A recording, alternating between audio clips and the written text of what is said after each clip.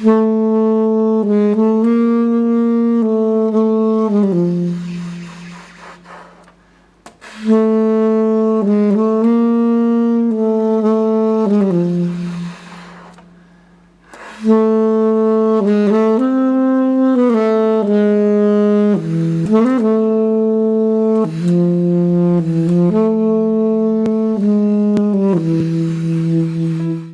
back to Espresso Travel Channel.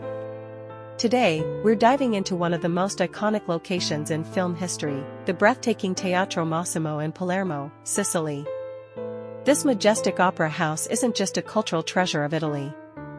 It's also the unforgettable setting of the final, heart-wrenching scene of The Godfather Part III. From its grand architecture to its haunting cinematic legacy, Teatro Massimo is more than just a stage, it's a symbol of beauty, tragedy, and the fall of a once mighty Corleone dynasty. The final scene of The Godfather Part III was shot in the Teatro Massimo in Piazza Verdi, which at the time was closed for restoration work. This is one of the most powerful moments of the entire Francis Ford Coppola live trilogy. A milestone that stands on the shoulders of Al Pacino, engaged in one of the most important scenes of his career, a shooting in the center of Palermo.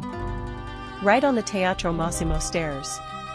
Someone shoots, Michael Corleone opens his eyes and, in front of him, his daughter Mary, played by a very young Sofia Coppola, falls into his arms, killed under the blows of the assassins sent by the mafioso Don Altobello. The saga reaches the apex of the tragedy, assigning Michael Corleone to live a hell on earth for the rest of his days.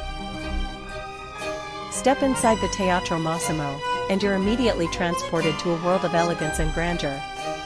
Built in the late 19th century, this opera house is a masterpiece of neoclassical architecture, with its towering columns, sweeping staircases, and incredible acoustics that were decades ahead of their time.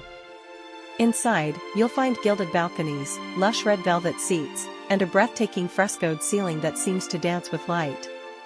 Every corner whispers of drama, music, and emotion, which makes it no surprise that The Godfather Part III chose this very stage for its tragic final act. In the film, the opera Cavalleria Rusticana is performed right here, a powerful story of love and revenge that mirrors Michael Corleone's own fate.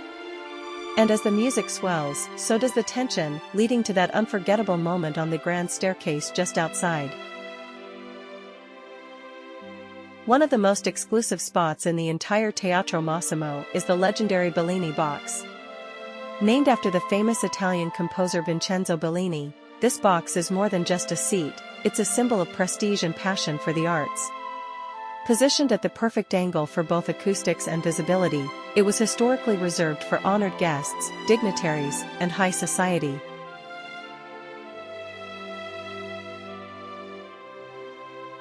And of course, we can't talk about Teatro Massimo without mentioning its most prestigious seat in the house, the Royal Box. Located at the very center of the first tier, the Royal Box is a symbol of power, privilege, and perfect acoustics. Reserved historically for royalty and heads of state.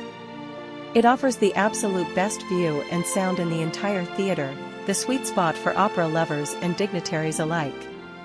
Even today, the Royal Box is used for special occasions and honored guests, continuing a tradition that dates back over a century. Sitting here isn't just about watching a performance, it's about being seen in one of the most iconic cultural venues in Europe. There is a very special room of circular shape, called Pompeian Hall. It was originally thought as a smoking room and exclusively reserved for the nobles.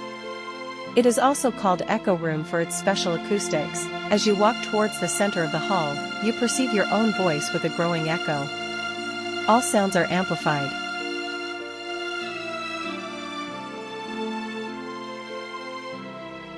The choice of Teatro Massimo as the setting for this iconic moment is no accident.